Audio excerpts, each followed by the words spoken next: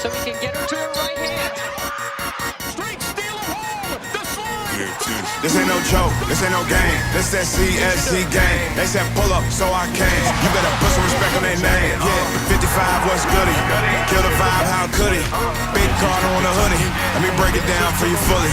This ain't your average broadcast. This ain't just no podcast. The mother shows spread fake news. We just call them broadcast. West, Joey, Sam, Shawn, Dr. And you know that boy Higgy. He said he don't want no small fries. Tell them they better make them biggie. Yeah, you already know what we be on. We got the crown, we hold the throne. We throw the mails and you take them home. When they ring the bells, you know that it's home. The bar set, we setting the tone. If we set it, then set it in stone. Sit in the street, set up your phone. You in the Cardinal sports zone.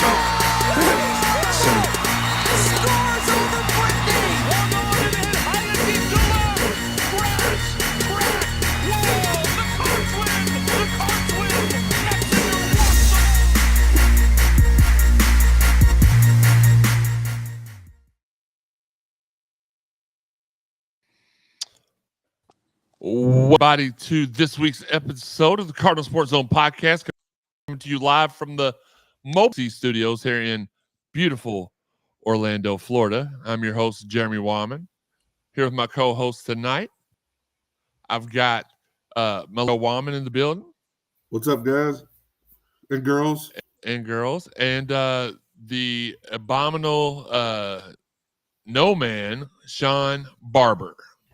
I escaped from a cave. Sorry about the beard, you know. So it wasn't really Bigfoot. It was you. It was me, yeah. The film was all me. It was me. Film was all him. Don't forget the Fitness Market chat line is open, as Joey has said. If you're watching on Facebook, YouTube, Twitter, however, send us your questions on social. We'll get them through the chat line here. Check on the graphic underneath us to see how you can follow Cardinal Podcasts on social media, and also how you can click on see how you can help support monetarily. Did somebody just join in? Was it Shawn dropping in and out? Shawn, you always mess stuff up. I mean, I didn't mean to make him mad with the 40-year-old virgin background. Well, it's also backwards, so he probably didn't understand fix that it. one. I'm going to this one. Steve Franconi in the building, Barry Pullen. We appreciate y'all tuning in and watching. This is one way you can keep up with the Cardinal Sports Zone podcast. We're gonna throw to our video right here. Roll the video. You like and subscribe today for exclusive notifications for when we go live on all social media platforms. All right, and that's basically how you do that. Thank you for joining us for another Friday night at 7 p.m. We're gonna lead you directly in to Friday Night SmackDown on Fox Sports 1. Oh, I'm glad you reminded me of that. Yeah, see, I'm not just a little threat. I'm a dual threat talent here. So, all right. So hit that thumbs up button while you're in here on YouTube. Make sure you are watching on YouTube if you can. That'll help us out. Honestly, we get a lot more analytics and a little bit more monetary support from YouTube. Wes Keys in the building. What is everyone? What is everyone, Wes? No, I know what you mean. What's up? Everyone is the sum of all parts. Mm-hmm. Pretty much. That's fair. That's fair. We want to join y'all again, or thank you again for joining us on our new show day and time at Friday at 7 p.m. If you all have been paying attention to our social media the past few days, you know that right before we went live for this show, we wrapped on this week's Louisville live stream on the Rave On Sports app, brought to you by the 502 Louisville guard. Jada Curry was in the building, and her mom as well was critiquing me every step of the way on the live stream. It was kind of a situation there, but I knew what you meant, Wes. We appreciate Jada sitting down with us. We'll have us another Louisville live stream during the week, I think Tuesday, with members of your Louisville baseball team. So that'll be exciting. That's the first time we ventured off. It's the first time we routed the bases on that genre there. So we're looking forward to it a whole lot. Again, so make sure that you all tune in to cardinalsportszone.com sometime tonight. This podcast will be posted for those of y'all that listen and don't watch. And sometime in the morning, I believe. It could be tonight. It just depends on when I get my materials back from the good people at Rave On Sports. We'll have that one posted for those of y'all that couldn't join us live. They're getting really good numbers from that. So I appreciate you all helping me out, supporting. It's a good time. Last but not least, before we hop in, because we got a lot to talk about tonight and not a lot of time to talk about it. So support our guys. I'm not going to be there tomorrow. I don't know who else is planning on being there, but our main sponsor, title sponsor, the Collision Course Crew, in full effect tomorrow. Joey, if you will put the address for that in the comment section, it won't let me comment for some reason. Tron, what's good? Put the address and the hours and all that stuff in there. Those guys serve up a really good time. I know I've heard Twitter elite such as Master Yoda's to be there. Corrido said he was going to be there. Big West is going to be in the building. Steph, what is up? I know there's going to be a lot of luminaries there. Of course, your normal, your Craig's, your. Well, I don't know if Craig will be there tomorrow. Oh, or Craig not. may not. No, Ford sent them back to work starting tonight. Well, good. They needed to get off their lazy butt. No, I'm just kidding. On the crew. Shout out to him. What's the guy's name that's a Kentucky fan but pretends to be a Louisville fan? Oh, Curtis. You got Curtis, Ryan, Garrett, Kevin. Yeah, Garrett and Ryan. Yeah, I was getting to them next, but I just wanted to point out that there's a Kentucky fan at the tailgate. But it's a good. It's always burn all his Kentucky stuff during the tailgate for UK. So that's what he said. I'm not sure I believe. I don't know why. I don't ever choose blue fans. That's probably why. So here's what we're going to do tonight. I had an opportunity to interview one of the greatest Louisville fans of all time on Wednesday night, and I've got that interview for you queued up. I was going to play it at the beginning of the show, so then we can get some questions rolling for the road. But by request, I had been asked to save that for the end of the show. And we'll do that. We'll end the show off that way. I had thought during the week maybe of just releasing it as its own thing and not a part of the show, but I feel like it needs to be a part of the show because of all the good tidbits that this man gave us. Is the one and only Roman. He'll be in the building kind of with us here in a little bit. Guys, want to preview the Duke game, though. That is 3:30. What channel, Shawn? To be honest, I don't know. I have to look. I believe it's ESPN. I believe. I think it's on ESPN. Okay. I was doing something else. I was going to say, we all know the name of it. We need to know the address for the people that don't know where it's at. That's what I'm getting, bro. I had to find it. I know. Really not much of a preview. Not much of a preview for me. I don't have a whole lot of respect for the team. They've been one of my pretenders all year. Now it's looking like Riley is not play. Their starting quarterback's not playing tomorrow. He's doubtful. The defense though is impressive. You cannot look over the fact they've only allowed 95 points this season. They and they're disciplined on both sides of the ball as well, averaging I think it's 37 penalty yards per game. I'm hopping into this super quick, especially since I know we're going to get a lot of traction with the basketball talk, so I don't want to spend too much time, talking. I don't have a whole lot of respect for Duke. That can change. I do have a lot of, and you're going to tidbits from Roman. That was a great. I'm not just saying that because I did the interview. So much good information coming out of that video, and I'm awesome. So that was probably the main reason for it. But, Shawn, ask you my prediction. I put that in and I know you did as well. But go to CardinalSportsZone.com right now. You can see the CSZ stat predictions. Some of us elaborate. Some of us just phone it in and give a score, Higgy. So it is what it is. I thought Higgy was going to try to join us. Is he too busy on one of his all-you-can-eat buffet binges? He's at his grandma's 60th or his aunt's 60th birthday party dinner. This dude has 4,000 relatives. Well, he's on a vacation or he's eating. That's a life, man. He's living the life. Well, yeah, for about 5 more years until he has a coronary. Oh my God. I mean, I can't say that. What is this? Slow down, Hig. Drop my phone. Well, that is what it is. I'm not going to. I'm reporting. Hey, there we go.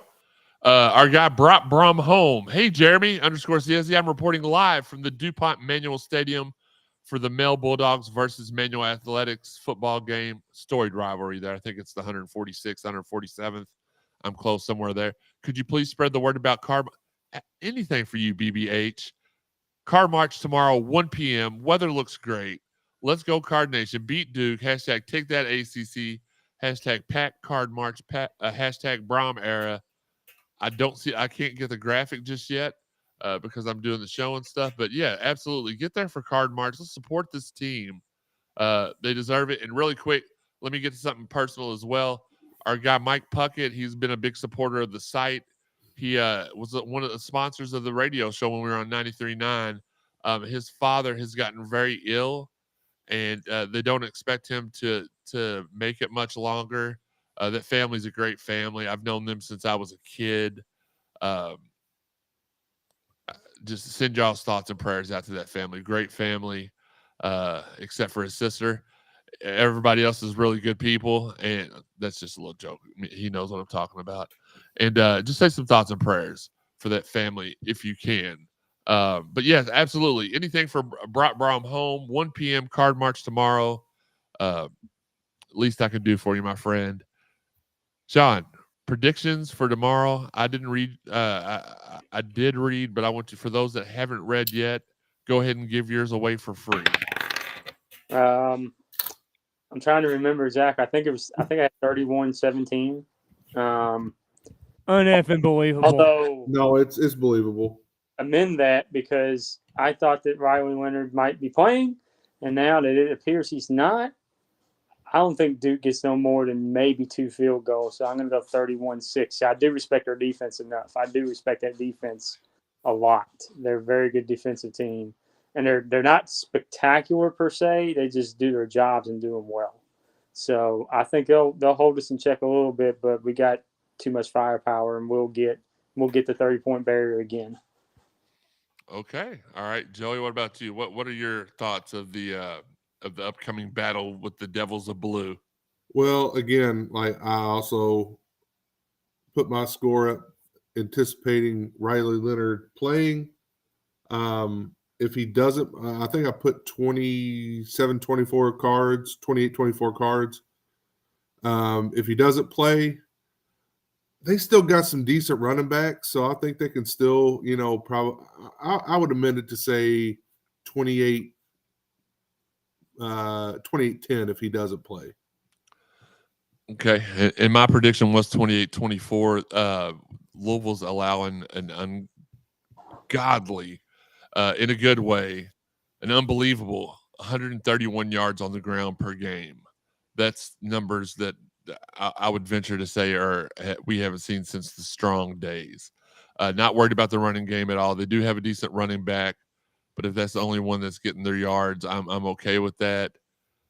Oh gosh, you know what? I'm They're sticking. really close in yardage. Let's see. I am sticking. Am I going to stick with it? Let me pull this up real quick because there was some stats I wanted to bring up. Jordan Waters is their leading rusher, 465 yards. He averages 6 yards a carry, and he's got 9 touchdowns on the season. So, and then Jaquez Moore is right behind him with right at 400 yards, 5.7 yards on a carry and 3 touchdowns. So they got some running. They got some running game, and I anticipate Jawar, if he's out there, which all indications says he is. I believe he even tweeted out that he's playing the other day, but I anticipate the ball going to him at least on the ground at least 20 to 25 times tomorrow. So I want to correct myself because I was incorrect, and I don't do this often because I'm not very wrong very often. It's Duke that allows 137 yards rushing a game. Louisville is allowing 97 yards rushing combined per game, quarterback and running back. That's NCAA on PlayStation type numbers. That's ridiculous.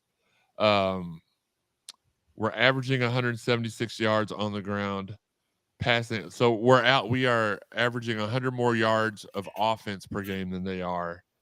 In their last 5, they got drummed by Florida State. They beat NC State pretty handedly.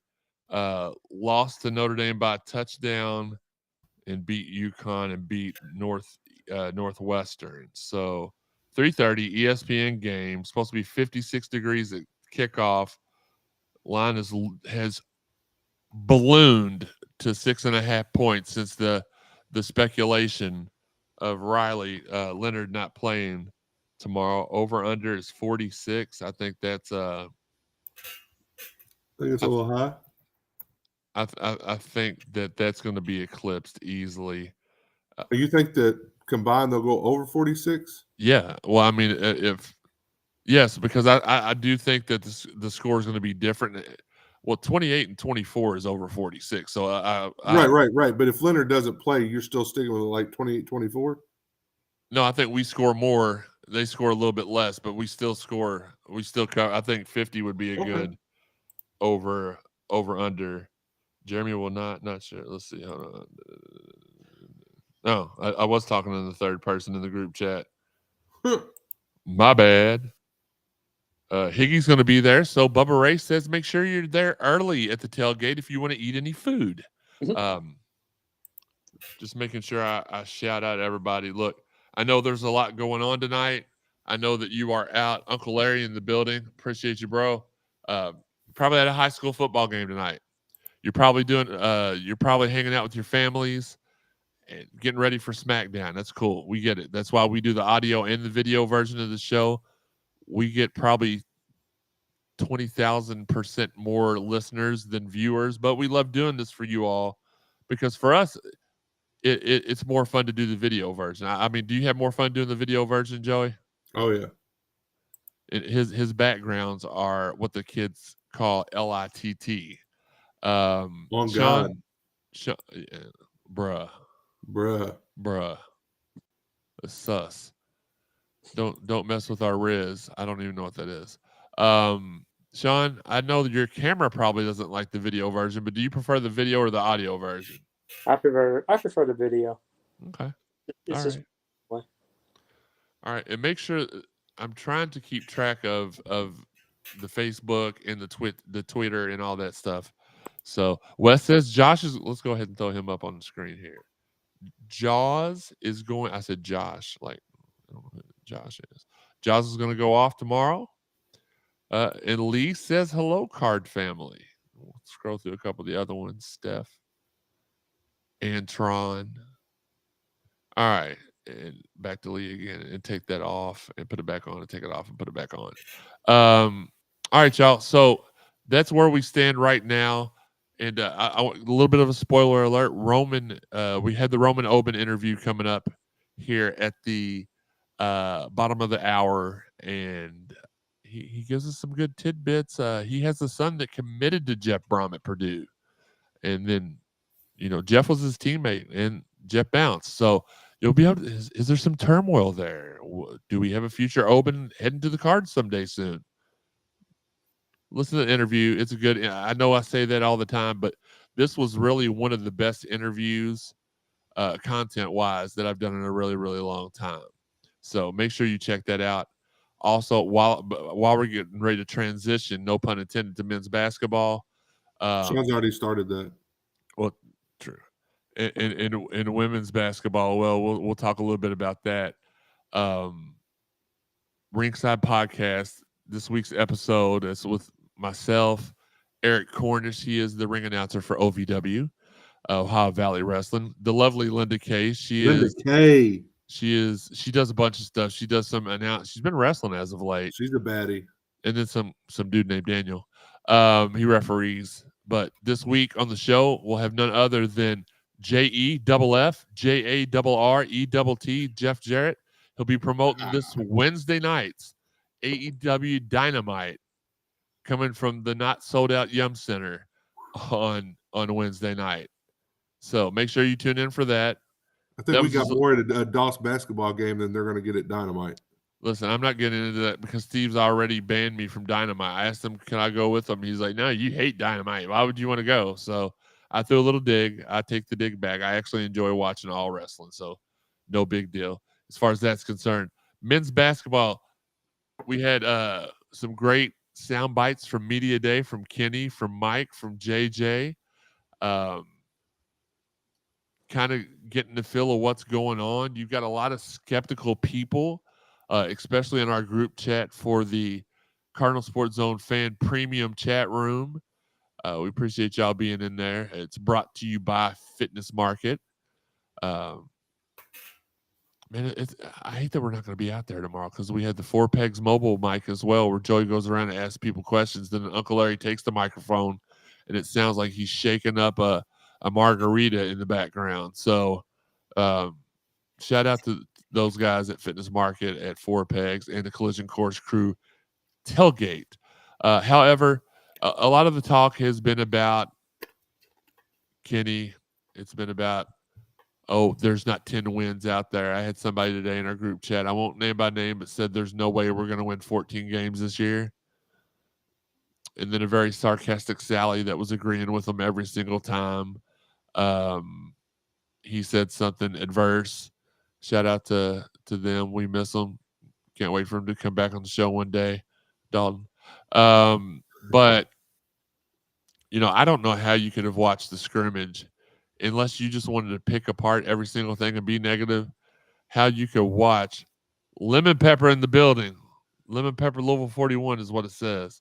I just don't know how you didn't watch that and watch last year's team and not seen just personnel-wise that there was a 200% jump in work ethic and personnel and basketball IQ, just in general stuff. Like, you do realize, for those of y'all saying we're not going to win 14 games this year, we should be 10-3 on January 1st, 2024. So you're telling me we're not going to win 4 basketball games in 3 months with the likes of Boston College, Notre Dame, the worst team in our league twice, both of them, I believe, Syracuse, Pittsburgh. Y'all don't think we're going to win? Like, that just baffles me that they don't think we're going to win. I've been very bold about it. I think we get 22 wins in the regular season. Maybe I should curtail that a little bit and say 22 wins overall prior to the NCAA tournament. I think that's probably a better grasp of things right now. But you've got the 2024 recruiting class. People are complaining about that. I just want to talk a little bit about everything. So if you all have any questions in the group chat, absolutely. If they run the Lemon Pepper says, if they run offense through Dennis Evans, they can win 20 games easily. I don't disagree. I know there's a bad listen. There's a bad taste in the mouth of some Louisville fans. It's not the majority. The majority just want to watch basketball and want us to get back to our glory and understand what's been going on here the last 8 years. I was speaking, matter of fact, I was talking to Nolan the other day, and I was like, look, not a flex. I was talking to the assistant basketball coach of the university, that one was, of Louisville the other day, and I was like, look, you get all these people online talking about, you should be able to turn everything around in 6 months with the NIL and the transfer portal. We're Louisville. You can't compare Louisville to any other school in the country. No other school in the country got rocked by a scandal the way we did. 2 scandals. back to back. Multiple postseason self-imposed bans. They just left this out because of the scandals where we were the first team out a couple of years too. You cannot. What's up to Amy watching? Multiple scandals, like this black cloud that was over the program. It's not there anymore. And we got a top 10 class. They're like, well, it's not here anymore. Why aren't we doing anything? We got a top 5 class with Trenton. Without him, we still have a top 10 class. Well, we didn't get all 5 stars. Do you not realize that Scott Clark is a 5-star? Dennis Evans, a 5-star. Trey, a 5-star. Not every roster spot's going to be a 5-star. But here's exactly, I want to get this out of the way first because I told y'all in the group chat I would.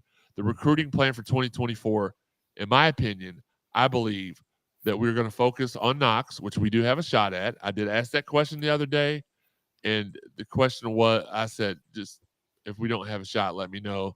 He's like, sources said we had a really good shot.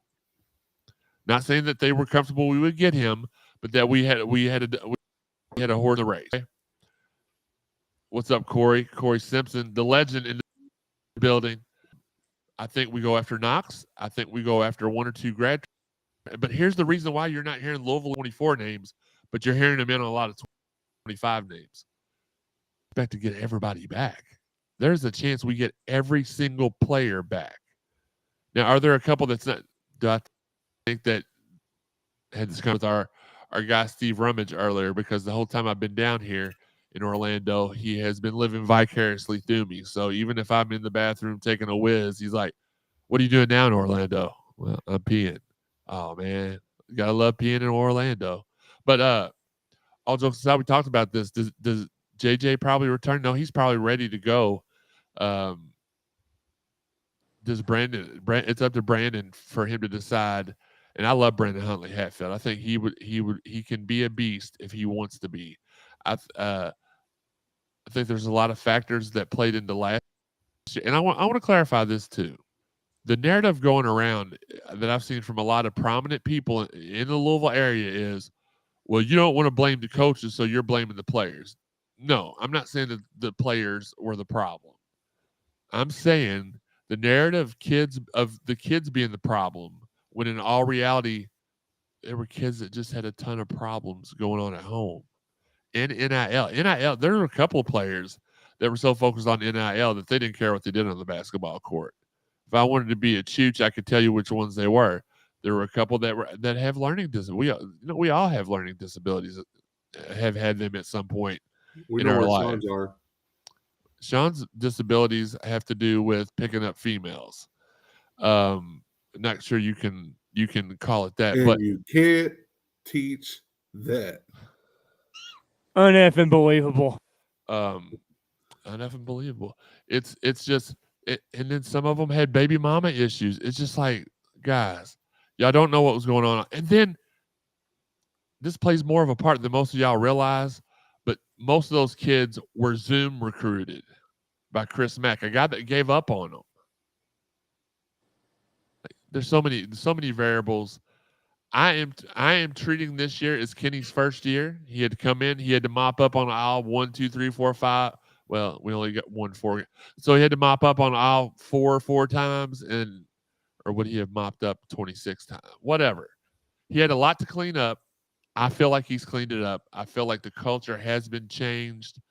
I feel like there's a lot of good for the people that are highlighting the spotlight and negativity on Twitter for this basketball team.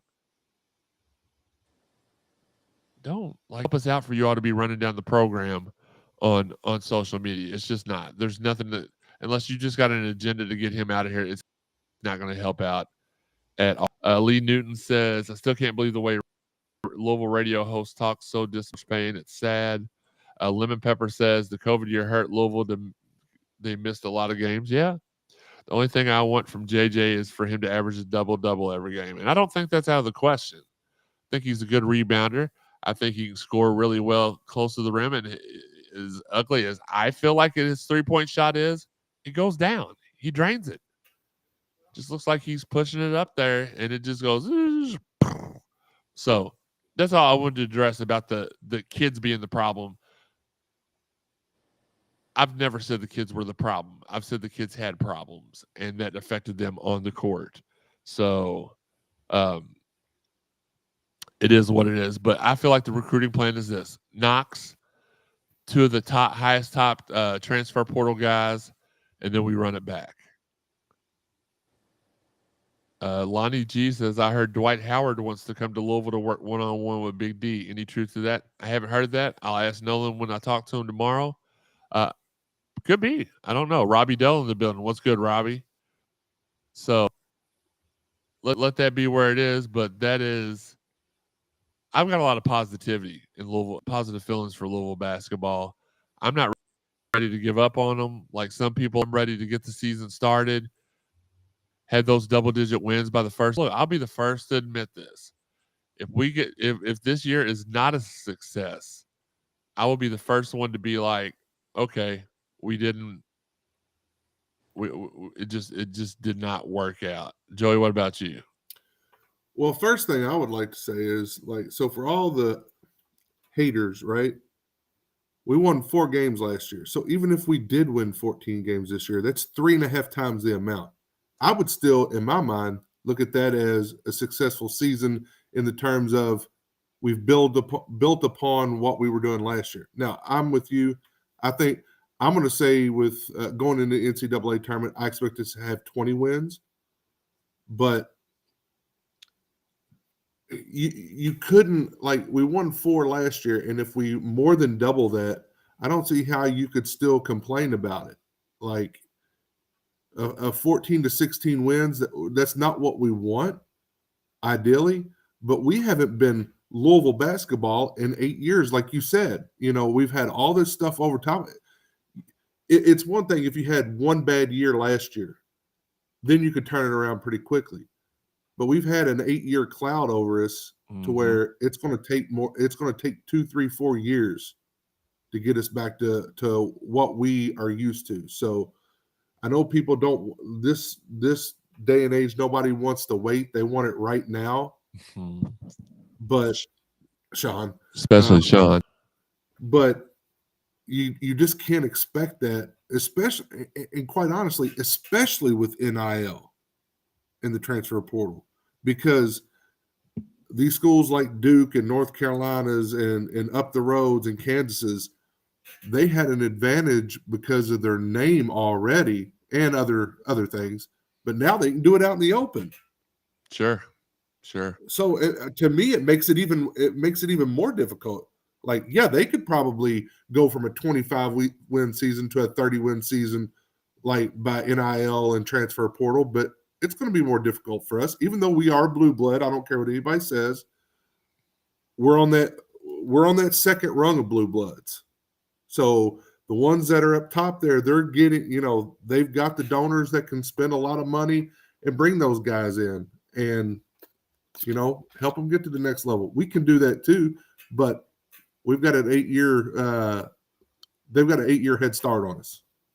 Absolutely. Corey Simpson with a great point, and I feel like I made this in our group chat earlier. I feel like KP can implement more of his style of play with this group because the basketball IQ is better, the team chemistry is better. Yeah. Just by going to that scrimmage the other day, the red-white scrimmage even, which was obviously from the one that they had versus, was it Semi? Whoever it was we played the other day, you could just tell the kids liked each other. You could tell the chemistry was good. The basketball IQ was good. That everything was just better, and it was just people just picking it apart. Oh, I can't believe somebody today said something about the defense wasn't good with 4 minutes left in the game. And like, we were up 40 with 4 minutes left in the game. We may have been up 50 at that point. I'm not really sure. Great point though. I love it when other people make the same point as me because I can be like, genius. Antron wants to know what was up with that Larry O'Bannon tweet. Well, he may or may not have been at practice and liked what he saw. Babu, with his opinion, 14 is not enough. Not with this non-con schedule. You could at least be 8-3 non-con and at least 500 in the ACC. That's 18 wins, and that's his low ceiling, and that's fine. Again, I feel like you should be 10-3 at the end of the year at 2023. Whatever it ends up being, I feel like you can very easily, and I'm saying 3. That's if everything. If you lose to Kentucky, you lose to Texas, and you lose to UConn or IU. That's saying that we don't win any of the games that against ranked teams. We should win the rest of them, and I feel like we will win one up in New York. I don't know which one, but I feel like we will get a W up there, and it will compete with Kentucky. I really feel like that, especially if they got a guard that gives up 40 points per game. I'm sure that we could also have a guy that could score that many. Curtis is a very special player. Dennis, Sky, Mike James. I'm sitting here in his hometown right now, and I'm gonna be enjoying some good food here in a little bit. Now I sound like Higgy a little bit, but. Yeah, I agree to an extent with Babu. I would not. I agree with the non-conference part. Yeah. I agree with everything, but the 14 is not enough, and I'll tell you why. Do I think it's only because I don't think we'll win only 14 games. I think I would agree in the grand scheme of things that 14 is 10 times four times better than 4. So that should, in a normal fan base in a normal world, should be enough to retain you. But I don't think we'll just win for it. So I won't be on that bandwagon of saying 14 is enough. But I do understand the reasoning behind that. But we should go 500 ACC play. We should win 9-10 games going into the 24. So I'm still at 22. I think I think this Louisville team's going to be a lot better than everybody thinks. And it could be better than even I think. I hope it is. And there's a lot of doubters. Sorry. No, I think that there's a lot of doubters out there that justifiably want to say, well, we've got to win for it to change my mind. And I'm okay with that. I'm not trying to change your opinion. You're not going to change my opinion. If that's what you need is for us to go out and win to prove it to you. I've been around this program for over I've seen teams where the guys don't get along. I've seen teams where the guys do get along. I've seen teams where the guys can stop signs. And I just know from being close to the team and close to the program that this is a special team. This is a team. This honestly, and I know you're going to be like, shut up, Jeremy. This gives me Larry Oben in 04-05 Final Four feeling. The kind of vibes from that team. Uncle Larry says we have 2 games against Boston College and 1 against Notre Dame in the last month of the season alone. We got a pretty good draw as far as the doubles. Shawn, I know you can't look them up, but I'll look them up while you answer the question. What are your thoughts right now on men's basketball? You could talk about the media day comments. You could talk about whatever else we've referenced. You feel free to chime in. When I look at the team coming into this season and what we saw, I didn't get to watch the scrimmage, but I did get to watch the exhibition game against Simmons. A lot of people were a little consternated by the exhibition because we had 20 turnovers, which that was a big problem last year. Obviously, that we lost a lot of games, got blown out because of that very reason. But if you watch that game, it was more. The thing is, right now he's using a lot of different lineups, trying to figure out who works best together, who he can rely on, and people don't understand that. He's trying to figure out, okay, who can I rely on in a pressure situation if a guy gets in foul trouble, if an injury happens, because injuries happen. And so he's throwing different combinations out there. And I saw a couple that I liked. The one that we didn't get to see was Trey White and Sky Clark together yet. I think we're going to see that against Kentucky Wesleyan because they are much better, way better than Simmons. They're light years better than Simmons. Now they're light years worse than us. But this will be a test for the team because last season teams they should have beat, they didn't because I don't know if they took them lightly.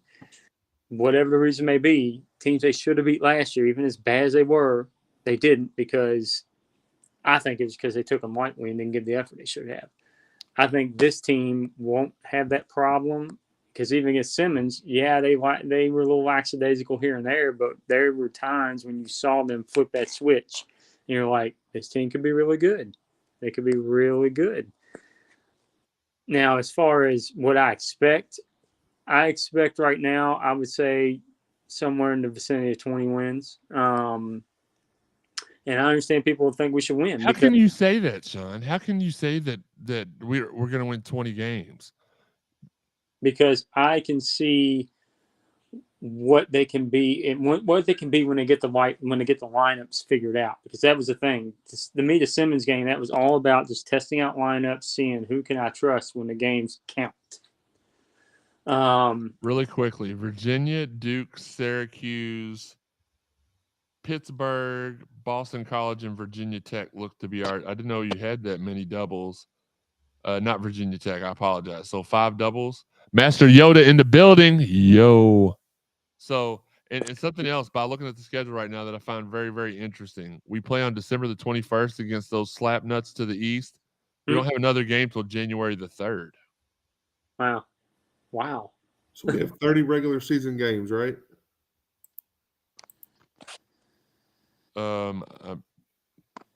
Possibly. Yeah, I count 20 wins. All right. Joey's giving you the 20 wins right there. Well, and two of the losses are Virginia, just because until they beat them, we played them twice this year. Until they beat them, I got to count them as losses because what have we beat Absolutely. them one time? I think Mango Mathiang had that last second shot. Yeah. Raymond Riggle in the building. We appreciate you for joining us, Raymond. Master Yoda says 22. That could put us just to 22 easily. And then we always play like crap at Pittsburgh. So I'm going to count that as a loss until we win there. There's three games easily. I'm just saying there's three games. I don't think we've ever lost a game at Pittsburgh. I could have swore they usually blow our doors out. And do we play at Georgia Tech? Because we've had trouble playing on the road at Georgia Tech. But my Master point, Yoda says, smash that like button, people. I agree. Yeah, my point is like there's some games in there that I think we have. This is the year that we can change it. But until they actually do it, his history tells me I'm going to choose that they lose. But do I think they will? No. But going back to, I wasn't saying to Babu or whatever, I didn't say that I thought they were going to win 14 games. I said I think they'll win 20. But I was saying is if you anywhere else, if you've got a coach that goes from winning 4 games to 14, that's a success. Or in the NFL, if you got a team that goes from 3 wins to winning the division and going 12-5, that's a success. I mean, I just don't see how almost going from winning 10% of your games to right at 50% of your games can be considered a failure. It's progression.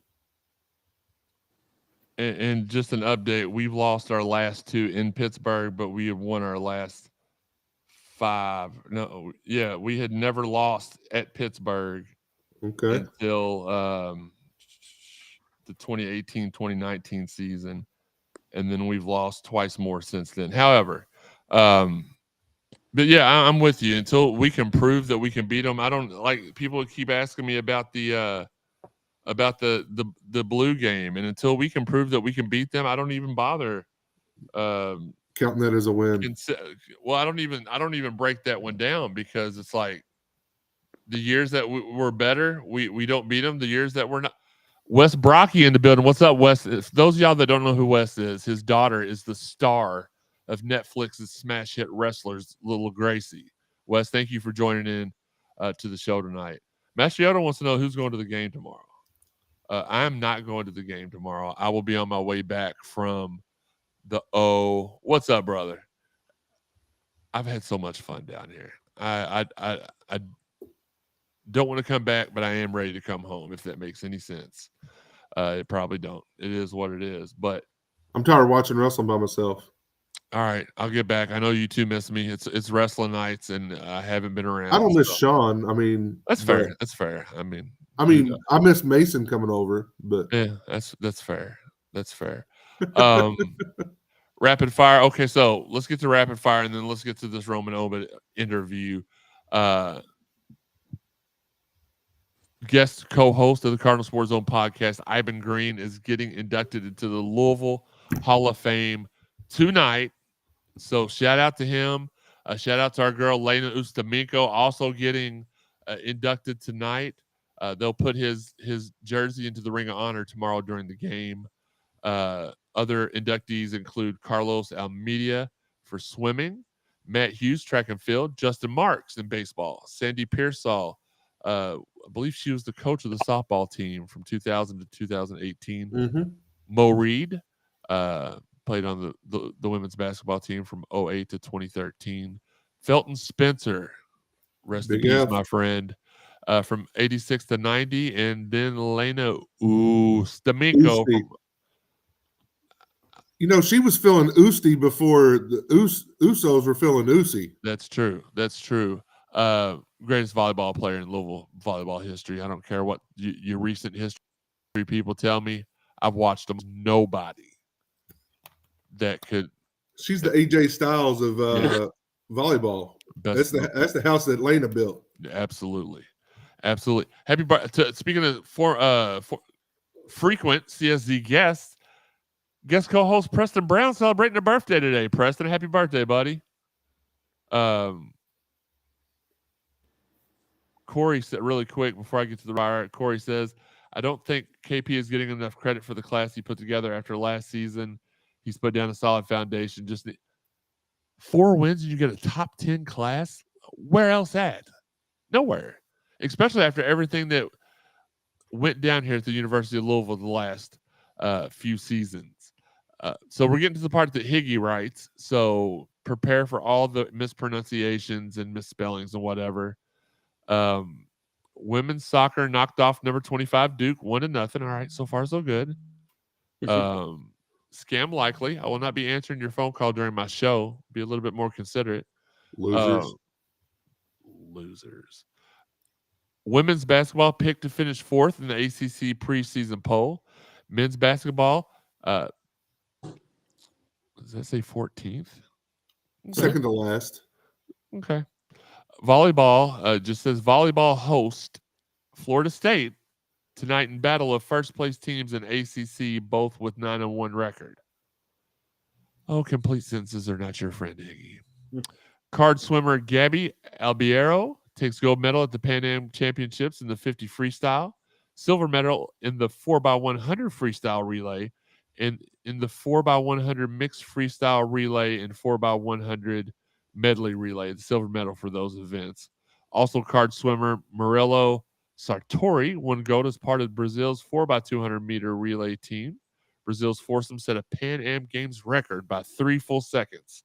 Sartori led off the relay with a split time of 1:47.52 as Brazil put up a total of 7 minutes, 7 seconds, 0.53 to sit atop the podium. Also this week, we found out that the Cards are getting New Year's 6 bowl projections. Good for those of us that are football fans in the city of Louisville. I really did hope that the football success would take a little heat off KP until he got this thing started. That's not been the case. They still want to crucify him. It is what it is. Winning will cure everything. I truly feel that. First college football poll of the season comes out Tuesday. I'm not sure what time. I know it's on ESPN probably at 7 or 8. I think it comes on at 7:30. 7:30. I think it shows at 7:30, yeah. Yoda wants to know what in the world Shawn is looking at. He's sitting on the toilet. That would be, I'm watching the Cavs game right now. Shawn, you're fired. Please make sure you're go to cardinalsportzone.com, the place that I'll begin. Check out our photo galleries. Our guys, Jeff Nunn, the senior citizen. Hold on. You see. What's up, Steve? Hey, what's going on? No, not much. Just recording the Cardinal Sports Zone podcast. What are you doing? Oh, not much. Just curious what Louisville Twitter would look like right now if we were at a 1-point game with Georgetown College at halftime. Very good question. What would Louisville Twitter look like right now if we were in a 1-point game at halftime with Georgetown? Well, they'd be ready to fire everybody.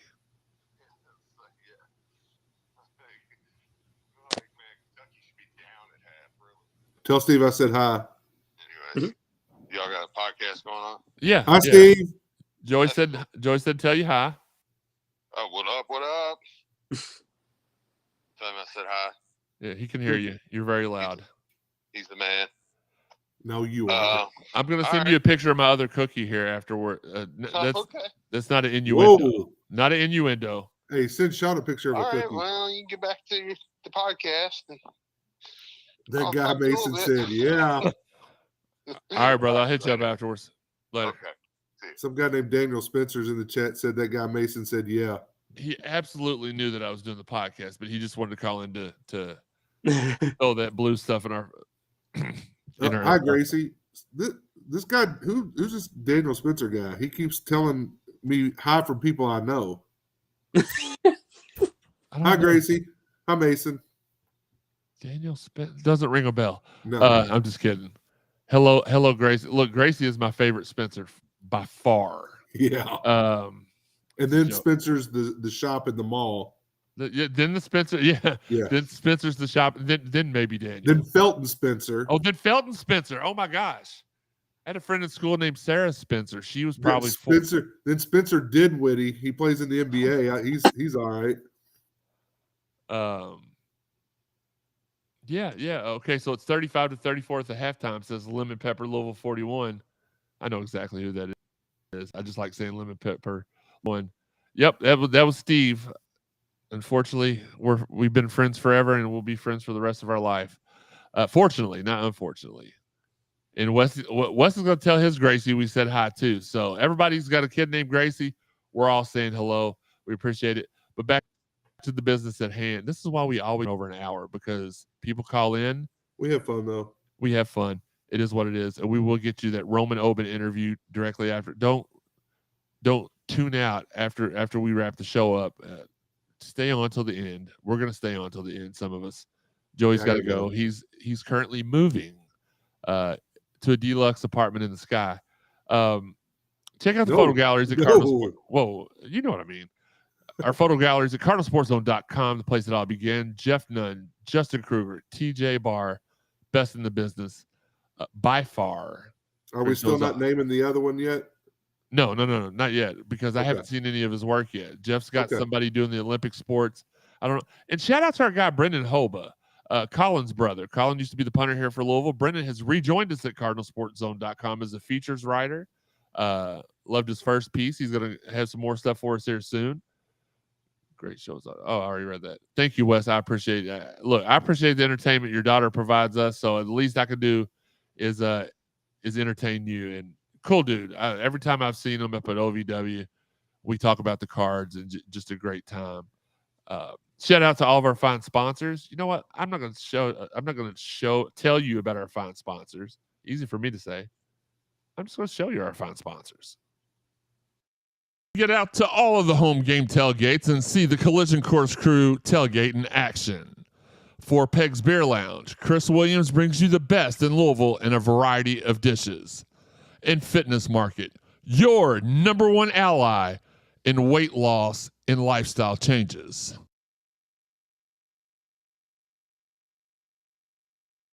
The Cardinal Sports Zone podcast. Do what it says. Follow me at Jeremy_CSZ. Shoot that DM to us. You got the wrong address for the tailgate. Who? On there it says 2740. That's the one he gave me. I asked him for it. If it's the wrong tailgate address, I didn't say that. I didn't mean it. I wasn't saying that you did it wrong. I'm just saying it's actually 2745. Well, just let me know so you can change it. Gotcha. I'm not going to change it. They can just show it to the wrong. That's what the guy that runs the tailgate said. So that'll be on him. Yes, Wes's U of L hat is fire. I just don't like snapbacks. I can't fit a snapback on my head. Well, that's true. We have very large heads. Giggity. Again, thank you to Fitness Market, Four Pegs Smokehouse, and Brewery. The Collision Course crew tailgaters are working on more.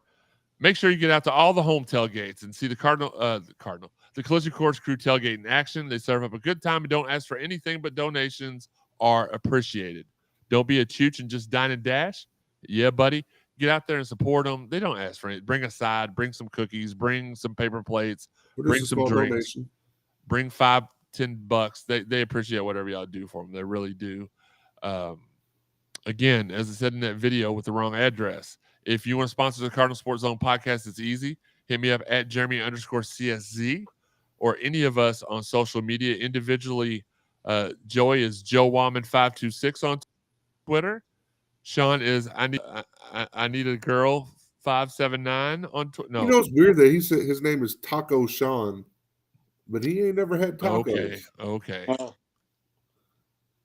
We were watching it on 3 different devices over here. Stereo sound in full effect. Okay, I like Mike it. Murphy, Kristen, Miracle in the building. I see y'all now. Y'all are all here. Mike Murphy, Kristen, but I still don't know the Daniel Spencer guy. I know it's weird. I'm trying to.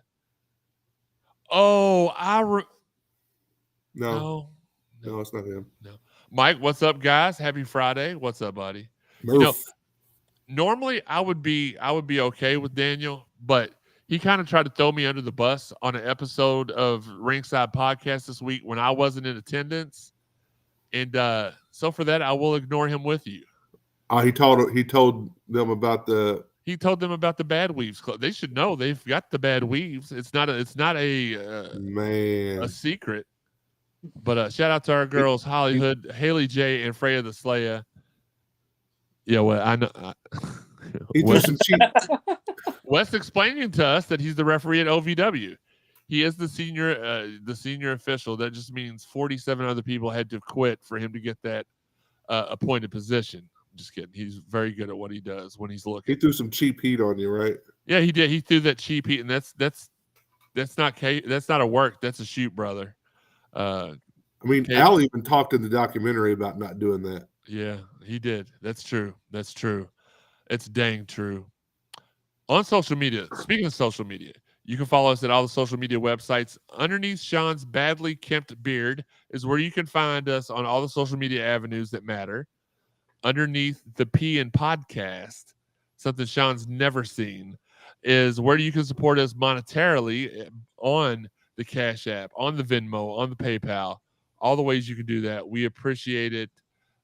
Don't do the donations in the YouTube chat room. They take like 50% of that, and we never see it. We appreciate it. He would have done it to you. He would have done it while he was on the screen with you, though, Daniel. You know what? Gosh.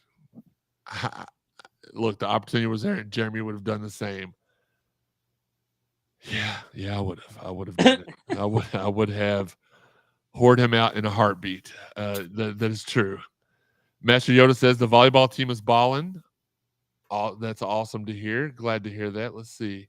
You know, if anything, I'm honest. I absolutely would have thrown him under the bus, put the bus in reverse, backed it up, pulled it back in front of him, and then backed it up again. Yeah, but I mean, you do it while he's on the screen with you. Yeah. You know what? But that's just me. Some people are not confrontational. I love, like, when I'm on the phone with a bill collector and they say something wrong, that fires me up because I'm ready to take them to He's town. I'm like, get stretched out. It's gonna be a long phone call. Like, y'all done messed up today. Guess I'm the Dikembe Mutombo. Not today. Yep. You can find this podcast on all the podcast avenues: Apple, iTunes, Buzzsprout, Spotify, TuneIn, Google, Amazon, iHeart. Hit subscribe, follow, like, stalk, whatever it is Shawn does with the lights off. As long as it gets you the podcast sent straight to your phone after we're done, or it gives you notification on YouTube, you'll be notified every time we go live. That's a pretty cool thing. If you've not listened to all the prior episodes of the Cardinal Sports Zone podcast, go to cardinalsportszone.com, the place that all began, and hit the podcast tab, the drop-down menu to CSZ Podcast. We've also got vintage episodes of Live with 55, the first iteration of that was not video, there for you to enjoy as well. Check out our exclusives. We got Brendan in the building. Dalton is a great features writer. Shawn and Sam do some good features work, just to name a few. I don't want to leave anybody out. That's why I never do the name shout outs, because I don't want to forget anybody. We've got lots of great writers. We've got the best photographers. That's a hill I'm willing to let Shawn die on. Shout out to everybody out there that's sharing the podcast. Look, it's Friday night. We're having a good time. About to watch SmackDown. Shout out to our guys, Marcus Maven and the guy called in, Steve Rummage, doing the Lord's work Monday through Friday on ESPN 93.9 The Ville from 10 to noon. Had the big show on last week. We're still waiting for our interview with him, but did a really good job. Steve is such a wrestling fan, and those are the best interviews. Like, when you got the corporate people interviewing wrestlers, okay, blah. But when you got somebody that loves wrestling as much as I love it, as much as Joey loves it, as much as Daniel loves it, as much as Steve loves it, and just has a good time. That's one thing. Daniel can say whatever he wants to about me. It is what it is. I don't care. But I have a blast when we interview these people. They have fun with me. Me and Grayson Waller had a no off for about 20 seconds during our interview. It was a great time. It was a blast. So let's see. Wes says but having a good time, and they're doing a great job. They're on ESPN 93.9 The Ville. Last words, we got episode 200 right around the corner. Also at Ringside, we got episode 200 right around the corner. But unlike Ringside, I don't have any idea what to do for our 200th episode. Our 100th episode, we brought Steve and Justin back, the 939 gang, and we did a vintage episode. Not really sure yet what I'm going to do with 200. I may just let it fall as it lies and just invite somebody special for that show. But if y'all got any ideas for a themed show or a special guest, I can confirm. Who do we have next week? Shawn? Oh, in the next upcoming weeks, Jamon Brown will be on the show. He confirmed today. Jalen Smith confirmed for the week for the Virginia game week. So I think it's Jalen for Virginia, Jamon for and the only one. So the thing we said all season is when you book 12 guests at the beginning of a season, you get 7 or 8 of them to show up. Everybody showed up so far. My Miami game guest has me a little nervous because he's coaching in the NFL, right? And I don't know if they're going to let him join the show. I do have a good backup for him, and I did book 2 very special guests for the season-ending game versus Kentucky. Both quarterbacks, both have great history against the University of Kentucky. If that gives you one of them, that should give it away right away. The other one may not, kind of in the opposite direction. But we got great guests for y'all. We do this for you all. We love y'all. We appreciate y'all. In closing, because this has been a very long show, we don't normally do this. Ain't Ringside Podcast. We don't go on for 2 hours. Joey, your last. I got something I want to bring up, but first off, your last words for this week. Let's beat Duke, and then when this college football playoff poll comes out on Tuesday, let's see our name in the top 15. I'm predicting 12. 12 for Jeremy. If we win. Well, no, I just been in the top 15. I mean, I'd be happy with anything in the top 15, just to be ranked in it at least. But Maryland still sucks. Yeah. Spay and neuter your pets, and let's get this win tomorrow night and just keep this momentum rolling. Shawn? It's Merkin season in the Ville. My God. I'm ready for him to mark something. He's got something, right? Yeah. What we're going to do, normally we would play the outro right now because Yoda has requested the outro, but we're going to go live. We got a special correspondent that's going to interview Louisville Hall of Famer Roman Oben, easy for me to say. And then we'll see y'all next week, next Friday night at 7:00 here live on the Cardinal Sports Zone podcast. Now let's go. For those of you all that are, Joey, you can go ahead and leave if you need to. Shawn, you too. We're going to go to this great dude. I like him a whole lot. Let's go to the interview. All right. Thank you for the introduction, even though it is myself giving the introduction. Look, I wanted to bring you the special. We couldn't get him on live, but I wanted to bring you a very special guest to me because he is, gosh, he's meant so much to me personally. He meant so much to me when you first get to college, you're still a kid, and the first people you meet, that's kind of like the people that give you a lasting impression for the rest of your life. And this guy has definitely done that on so many levels, even on levels he probably don't even realize it. I'm going to go through this big introduction because he deserves the introduction. He was a round 3 pick by the Giants in 1996. He was the Super Bowl champion. He's in the Louisville Cardinals Ring of Honor. He was inducted to the Kentucky Pro Football Hall of Fame in 2013. He was the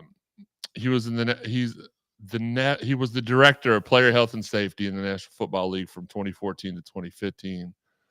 The senior director of youth football in 2016. The vice president of youth and high school football in 2017, and up until now, from 2019, he is the vice president of football development.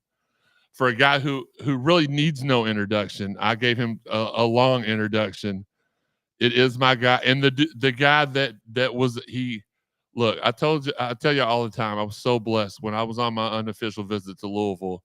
I got Sam Madison and this guy that showed me around, and they made the biggest impression, and were probably 2 of the biggest reasons, other than my lifelong love for the Cardinals, that I decided to go ahead and commit to the Cardinals. It is the man, the myth, the legend, and the only 2-star athlete that I can think of in Louisville history. It's my man, Roman Oben. Roman, what's good, man? How you doing, sir? Good to be on here with you, man. Been a while. Man, it's good to see it. It has been a while through everything that's been going on with me personally and you professionally. It's been a minute since we talked, so I'm glad to get you on here finally. Yeah, no, my pleasure. My pleasure. Looking forward to watching the game in live in person this weekend. Haven't been in that stadium in a while, so I'm looking forward to it. So that was going to be one of my questions. I'll get to that in a second. But how have you been, man? I've been good. Obviously, I work for the NFL. Now you're in season, so it's a different kind of busy. It's a consistent busy, and just trying to work on. We're working 6 months ahead on issues, so working on things that are happening in February, March. Working on the All-Star games and Senior Bowl, East West Shrine Bowl, and the coaches selection, the coaching staff that will be coaching those, and our college outreach strategy, and a lot of other things. Obviously, you saw the announcement last week that flag football is going to be in the Olympics, and so we've done a lot of work on that for 3 or 4 years or so at this point. But things are always moving in this building for sure. For sure. Well, so you just mentioned you're going to be in town for the game. Do you have a relative or something that plays for Duke? I don't remember. Yeah, RJ, and I told him, this summer, I was like, no disrespectful, no L's down or any of that stuff. If you make a big play or just maybe L's up, put a pound to your heart and then point to the stands or something, just make sure it's respectful, because especially he understands the value of being in that situation. He had a Louisville helmet as a baby and a T-shirt, and so obviously now there was a Big East back then and all that, and so it's different now. So life goes full circle. So I'm looking forward to it.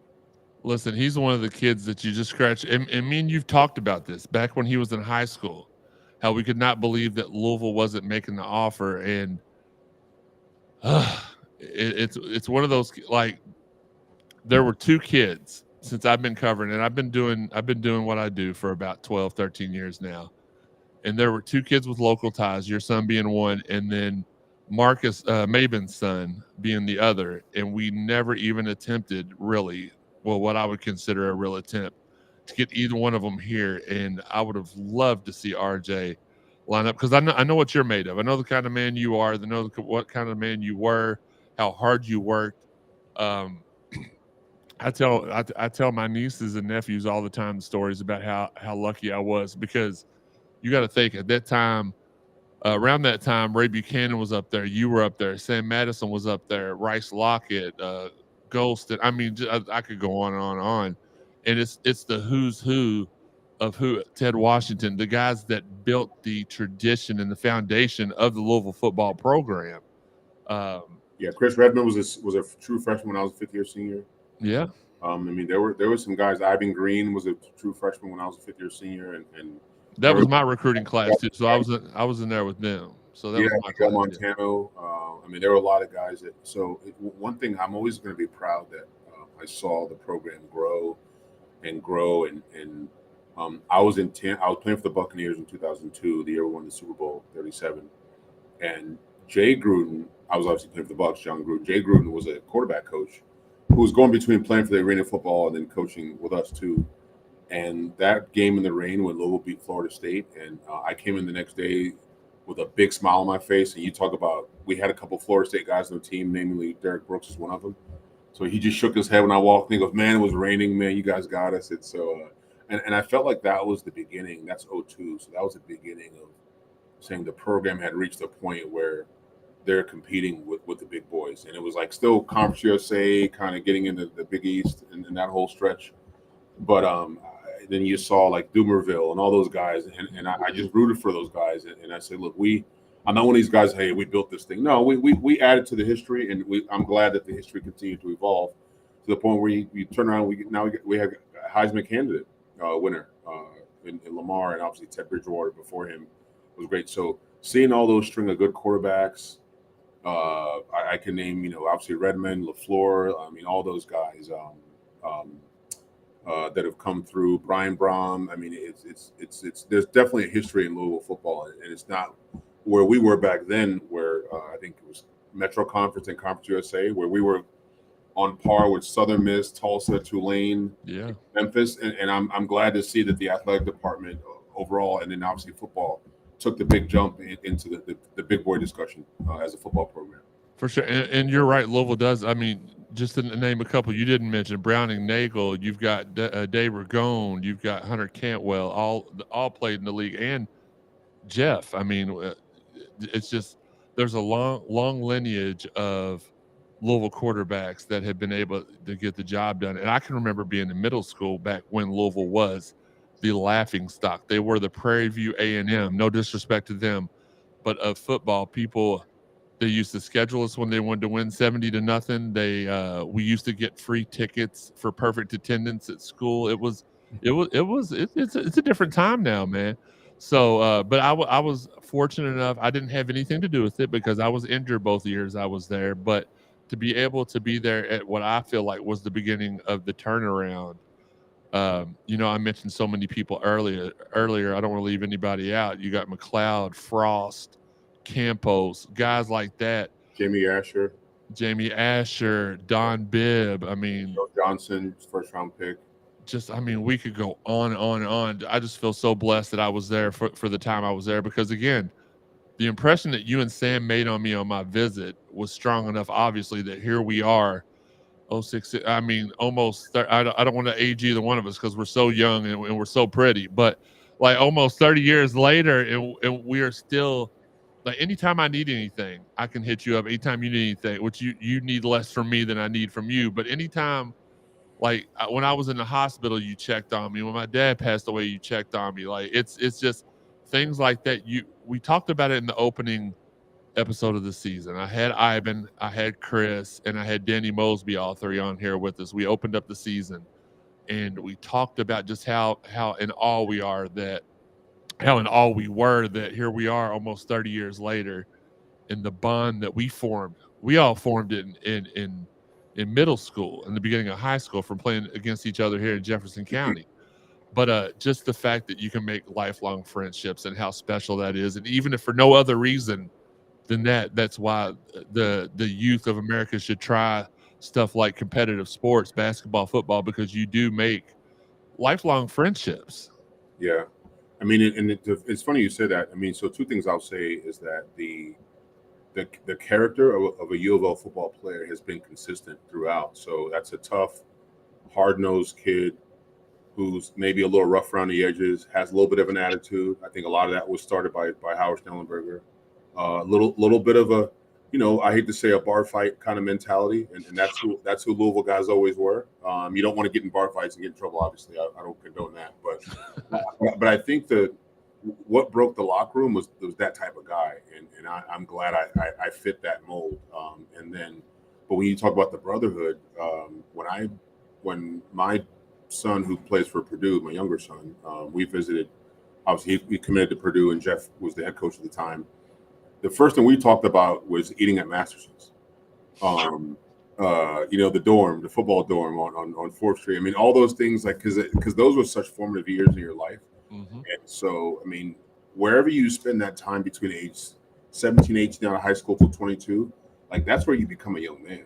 And that's what forms you. So for me to leave that and then get drafted by the Giants, end up in New York City and dealing with being in the city and driving and being a pro athlete in New York City, I mean, I felt like I broke all my bones, no pun intended, in college by building my confidence and all those things, and then being able to be prepared myself to play in the NFL.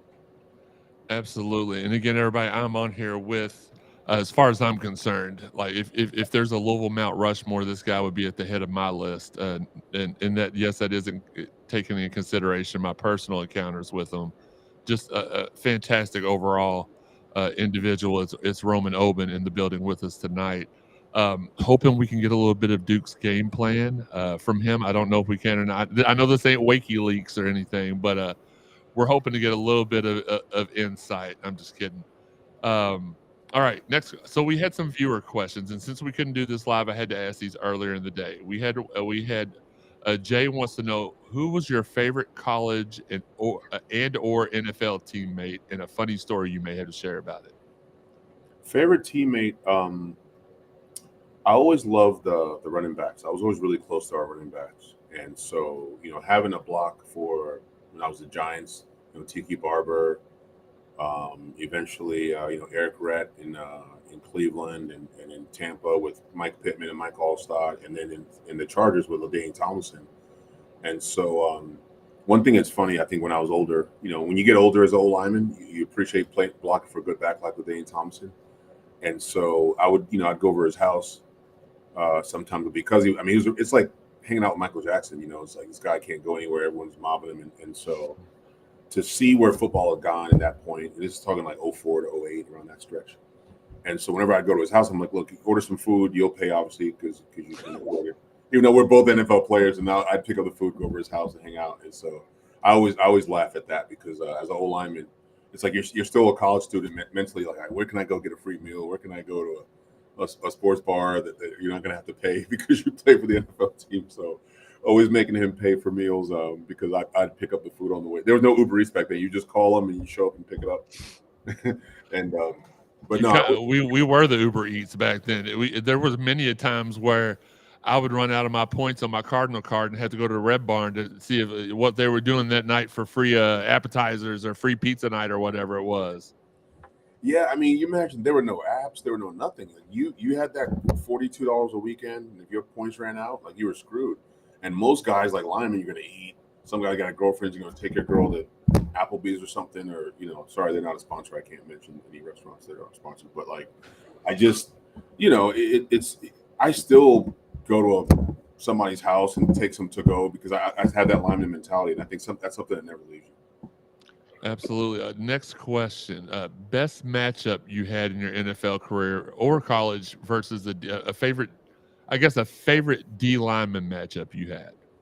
So I get this question a lot, and I think I would say that as an offensive lineman, when you're younger, when I was younger, so like Bruce Smith and John Randall, those guys were up there. Pat Swilling, when he was kind of getting up there. Leslie O'Neal. I mean, I played against some great guys, and then when I got older, then Dwight Freeney, obviously Jason Taylor and I are around the same age, so you become a better player as you get older. You become more subtle, and then as you get older, like, okay, now it's time to go because these guys are 6'7", 260, running 4.5. So I'm seeing the game evolve athletically, but I think everyone's really, really good. It's just some people are at like 99.9, like all these Madden ratings. Everyone's like at 92. Honestly, you respect everybody, but you got some folks that are up there, and I would say Dwight Freeney is probably one of the better ones. Hugh Douglas, when he was at the Eagles, we're only a year apart. Obviously, Simeon Rice. Now we played against each other when I was with the Giants, and we were teammates in Tampa. He was one of my favorite teammates from a D-line standpoint. And then obviously Warren Sapp played D tackle. But you respect the guys that you compete with in training camp. You help them get ready, and so I'm helping them get ready for the offensive tackles they got to face, and then they're obviously helping me get ready for the defensive ends that I have to face as well. I'm a little hurt that under favorite college teammate I wasn't mentioned, but it is what it is. We got You said on college. I just said NFL. I didn't say college. No, it's all good. I'm just messing with you, man. So you did mention Ivan earlier. His induction into the Ring of Fame and the Cardinal Athletics Hall of Fame is this weekend as well. I know Ivan looked up to you a whole lot. How proud of him are you that he's finally getting his just due by getting inducted into that Ring of Honor? I'm so proud of him, and if I get a chance to see him this weekend, I'll definitely say congratulations. I know I think he works for the city or UNM or something, and I know he's done a good job. And especially when you have a local guy that does well, like I couldn't even imagine growing up in DC, playing for the University of Maryland, becoming this great, whatever, and then like staying locally. And I mean, you're such a fixture in the community, and that's when you go to school away from home, you don't get it. Just like you talk about the Brahms in Louisville, like you don't get. I've never seen it firsthand, but I've seen the effects of that. So he caught a ton of balls, man. And I think there was always this argument about where he belonged in the NFL and because he was like a hybrid H-back kind of thing, and it was more offensive driven. I was always hoped that he could get at least a cup of coffee somewhere, special teams or whatever, because he was just so productive offensively. But just as a person, he was a great kid. He was a lot younger than me, but I was glad to see, like, as I was in the NFL, I'm still watching the Louisville scores and reading the stats and stuff. And I always seeing Ivan Green. And so I was really happy for him. Well-deserved, absolutely. Awesome. I'll make sure that I pass along the sentiment to him. And I'm sure you'll probably will run into him. He'll probably be on the sidelines for that one. I assume you will be as well. Yeah. All right, let's get to the serious stuff. We've done ask all the fun questions. Matchup, top 25 matchup. I'm not really sure if Duke's starting quarterback is going to be starting this weekend. I haven't heard either way yet, but we got first, obviously this is a joke question, but we're wanting to know if you can tell us what the game plan is from the Duke side for this weekend.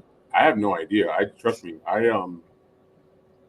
I always ask my son when we ever talk during the week. We usually text during the week. We're talking the day after the game, like the Sunday, and so I always look at I'll look at I don't get college film, so I'll look at highlights and look at I say, hey, what do you? I was just asking, what do you think about the offensive tackles? What do you think about their lineups? Like, what do you know? So I always ask him personally, what's his game plan?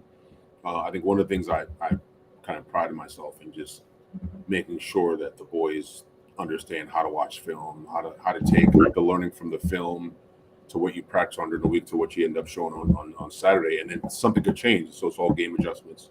So that's the strategy of the game, but I'm looking forward to seeing him compete for sure. I have no idea anybody's strategy.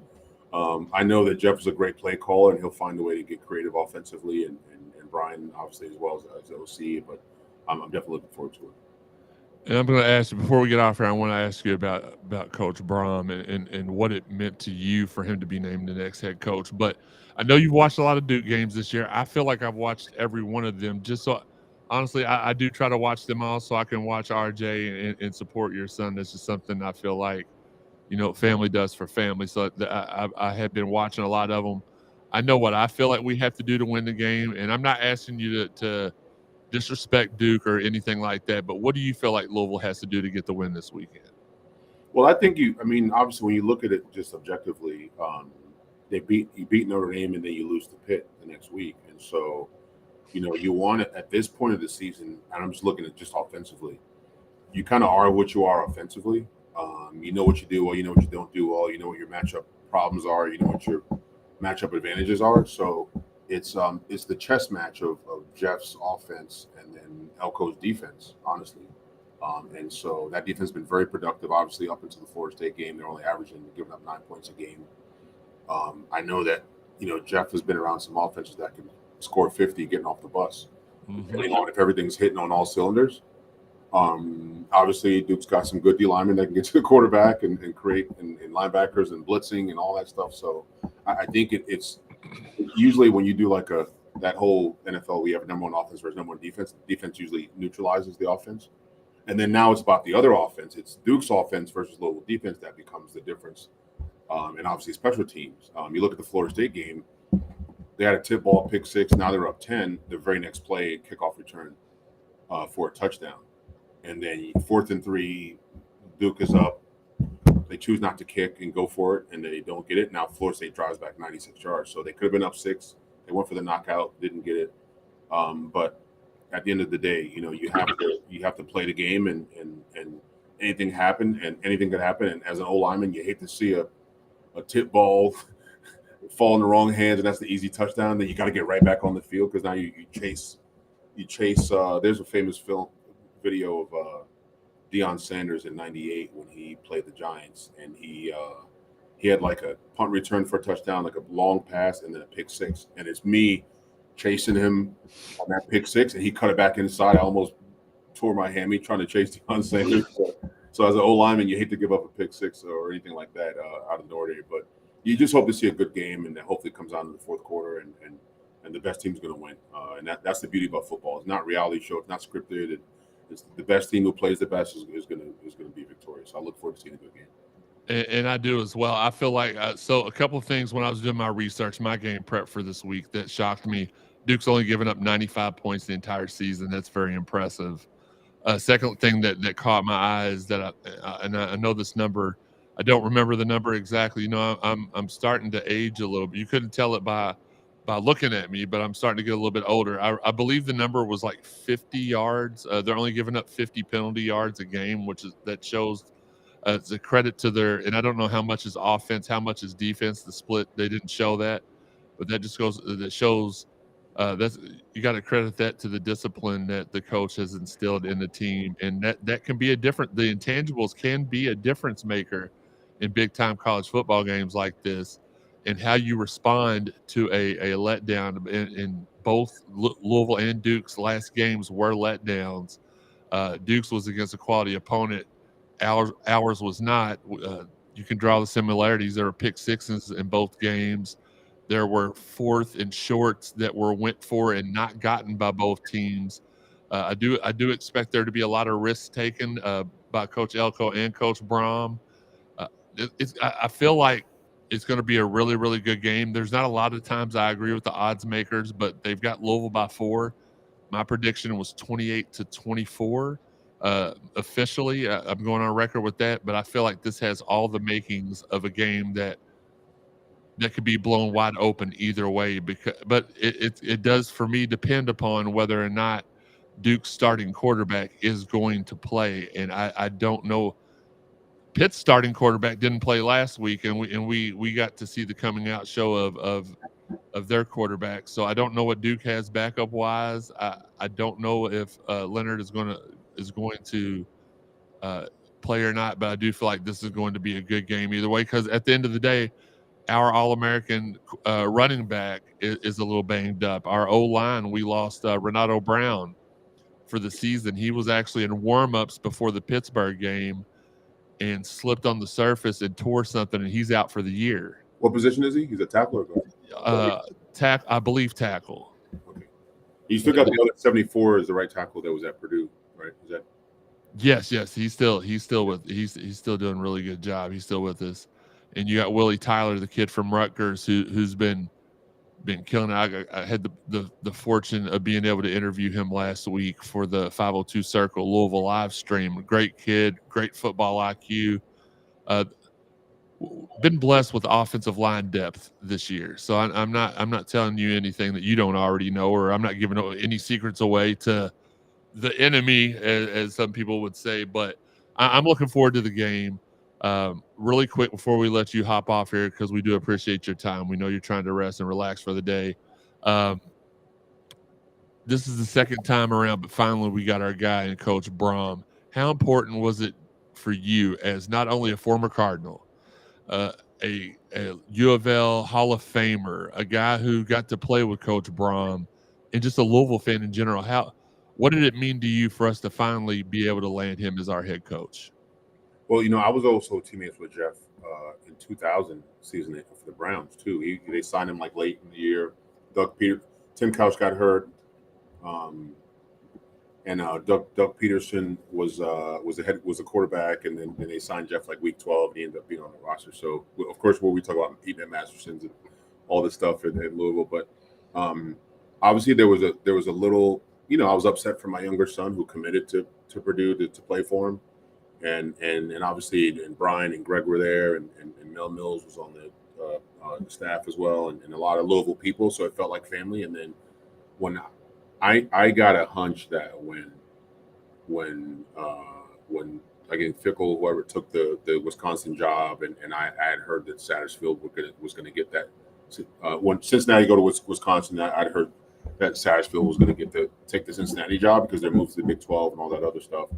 And then I knew they were going to throw the bank in the whole house at Jeff, and I was happy for him. Honestly, I was obviously kids transfer and coaches and all that started because coaches get to choose where they want to play. They get their buyouts taken care of and all the business part of it. So I helped my son understand that, which he understood. But at the end of the day, when you saw the press conference, they had that number 11 jersey with the old school uniform with stripes down the side with the white pants and whether the Cardinal Berg had the yellow peak or the white peak, it depends on what the years and what I mean.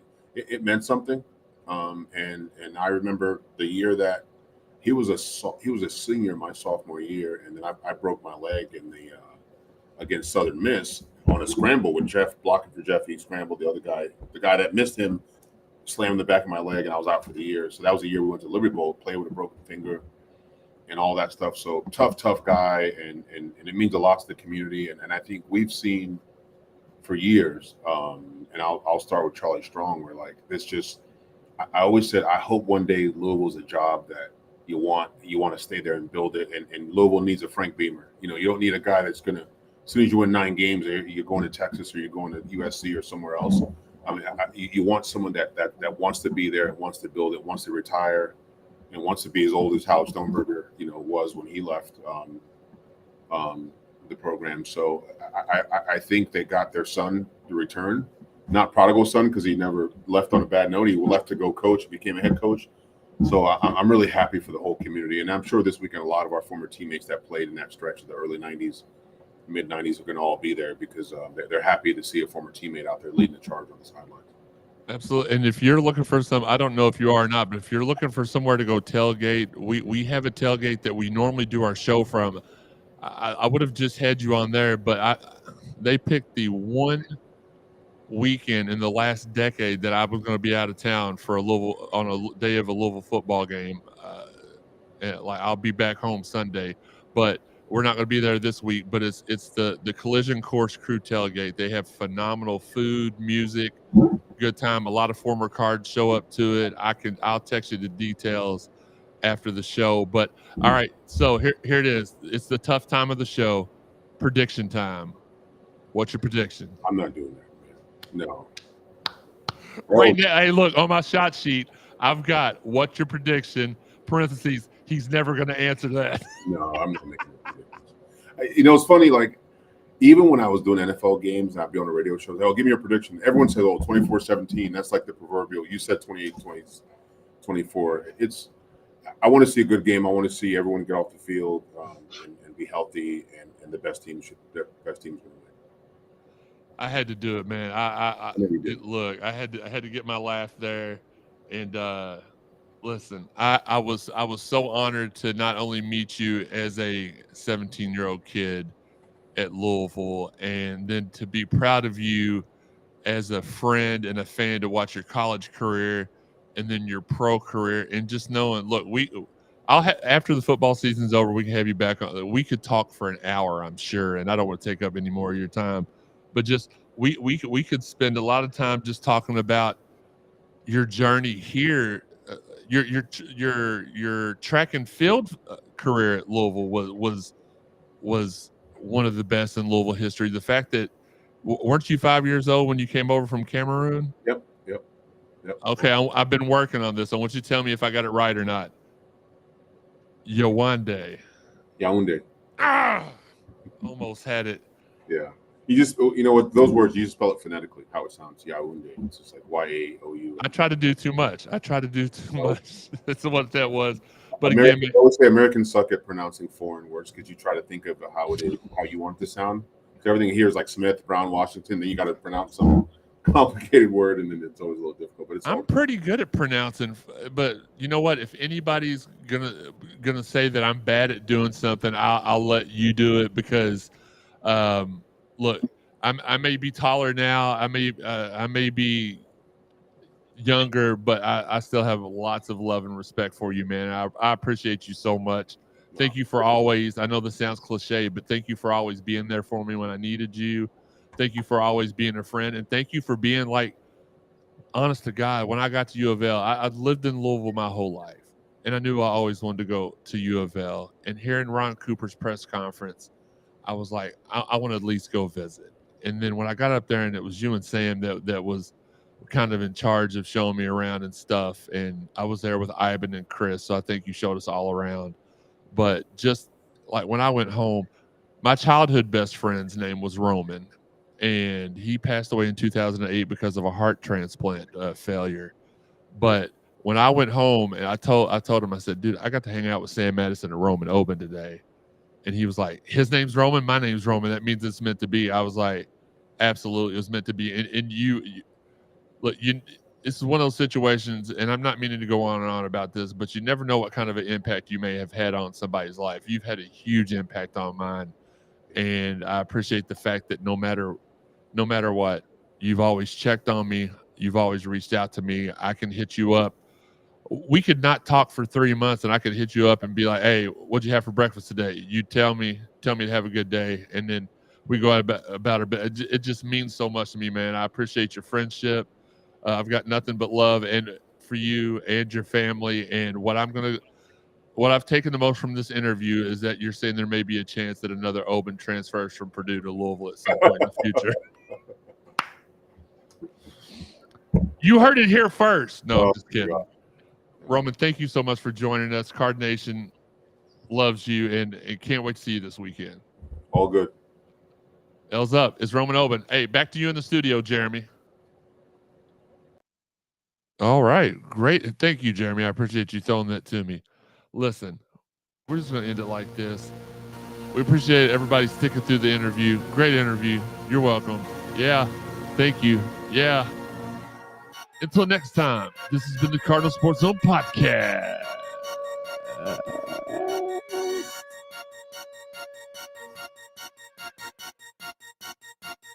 Pay attention.